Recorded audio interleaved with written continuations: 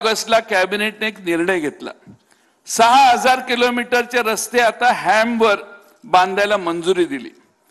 पण हे महामंडळ कुठल्या महामंडळाचे रस्ते बांधणार आहेत? कुठलं महामंडळ? तर त्याचं नाव आहे Maharashtra state infrastructure development corporation.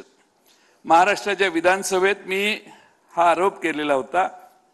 हे महामंडळ आहे ते विधान भवनाच्या इमारतीच्या समोर एक इमारत आहे, तिथं कुठल्या तरी मजल्यावर आहे. एकच माणूस अधिकारी तिथे आहे आणि दोघं तिघं त्याची PA आहेत. त्याच्याशिवाय त्या रस्ते विकास ते जे महामंडळ आहे MSIDC त्याच्याकडे दुसरा कुठला इन्फ्रास्ट्रक्चर नाही आणि त्याच्याकडे आता 37,000 कोटी रुपयाचे हॅम मधून रस्ते बांधायचे त्याची जबाबदारी त्या महामंडळावर देण्याचं काम झालेलं आहे. स्टाफ नाही, इन्फ्रास्ट्रक्चर नाही, फक्त त्या ठिकाणी टक्केवारी घेऊन काम देणं हा उद्योग करणारे हे MSIDC महामंडळ आहे. हे मित्रांनो तुम्ही विसरू नका. आणखीन एक लोकसभेच्या निवडणुकीच्या आधी या सरकारने एक 90,000 कोटीच्या रस्त्याची टेंडर काढली. दोनच हिशोब तुम्हाला देतो, लय फार वेळ भाषण करणं योग्य नाही.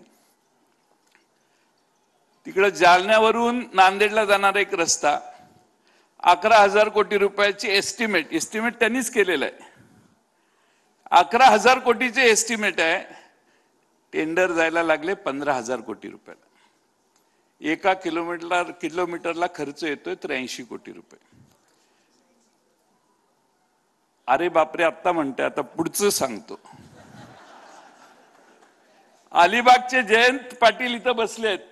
तुमची काय मागणी होती का? डायरेक्ट आम्हाला याला वसई विरारला पोचायचंय. तिकडची तर काय मतं तुम्हाला पडली नाहीत. वसई विरारला पोचायला 96 किलोमीटरचा कॉरिडॉर बांधणार आहेत. 20,000 कोटी एस्टिमेटेड कॉस्ट. 26,000 कोटीला टेंडर चाललेलं आहे. एका किलोमीटरचा खर्च फार नाही, 273 कोटी रुपये. चंद्रावर जायला काहीतरी 3,85,000 किलोमीटरवर चंद्र आहे. उद्धवजी, नाना पटोलेंना माहित असेल चंद्र किती लांब आहे ते. त्या ठिकाणी चांद्रयान गेलं आपलं, चांद्रयान 3, फक्त 600 कोटीला.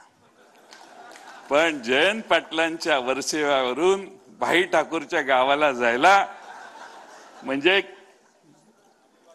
अलिबाग टू विरार वसईला जायला 3 किलोमीटर जरी तुम्ही गेला तरी 600 कोटी संपले. या राज्यात काय चाललंय?